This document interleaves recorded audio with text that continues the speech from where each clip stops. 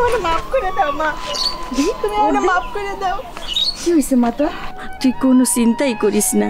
এই দেখ মুই এই বিটাটুর দলিলটা লইয়া ওই সেকেন্ড চেয়ারম্যানের কাছে যাইতে আসি। এই বিটাটু বেচতে দিলে হুন্ডা কিন না আর ওটা থাকবে, তোরে ধুমধাম করে বিয়ে দিতে পারমু। না মা, আমার বাবলুরে লাগবে না, আমার তোমার স্যার কাউরে লাগবে না। তোমার অনেক কষ্ট দিছি, তুমি আমাকে মাফ করে দাও। হে মা, মারে তোর কি হয়েছে? হ্যাঁ, বিটাটু দিয়ে মুই করমু কি?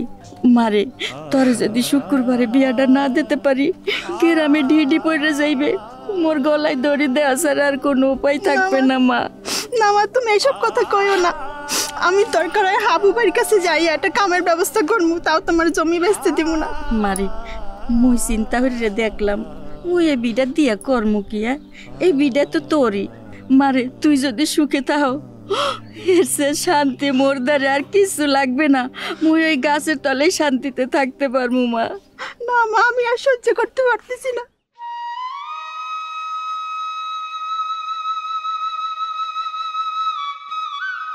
মাফ করে দাও তুমি আমারে, আমার আর কামে লাগবে না। তোমার আমি অনেক কষ্ট দিচ্ছি, দরকার হলে হাবু বাইরে কমা আমার একটা কাম জোগাড় করে দিতে। তোমার আমি জমি বিটা বিক্রি করতে দিব না, এখন তুমি শান্তিতে দিন কাটাবা। দরকার হলে কাম করে রোজগার করবো মই, তুমি আমারে মাফ করে দাও মা, আমি তোমার অনেক কষ্ট দিছি, মাফ করে দাও। মারে এই শুক্রবারে যদি তোরে বিয়া না দিতে পারি, হুন্ডা কিনতে না পারি, তারিখ মতো যদি বিয়া না দিতে পারি, হেলে মানসি কইবে এই মাইয়ার মনে হয় কোনো দোষ আছে, কুইতাছে মাইয়ার কেন বিয়া হইল না। জীবনে আমি আর তোরে বিয়া দিতে পারমু না রে মা, তুই বোঝো না।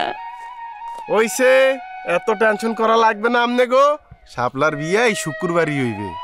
ওই মোটর সাইকেল আর গয়নাগাটি তো এই আমরা ব্যবস্থা করতে আসি।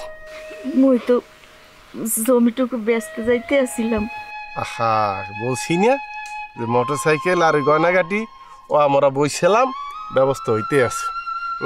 একবারে টেনশন করা লাগবে না, আপনার বিডা বেচা লাগবে না, আপনি দলিল লইয়া বাড়ির যান। এ শাপলা, ই এখন কিরম লাগতে আছে? আম্মুকে দেখলাম খুব সুমা দিতে আসো। খুব ভাল লাগছে বোন, বিশ্বাস করো এত ভাল লাগছে। আর কষ্ট দেবা মন থাকবে সত্যি। যাও পুকুরে লইয়ে বাড়ির যাও, আমরা ওই বিয়ার জোগাড় যন্ত্র করতে আছি। বুঝান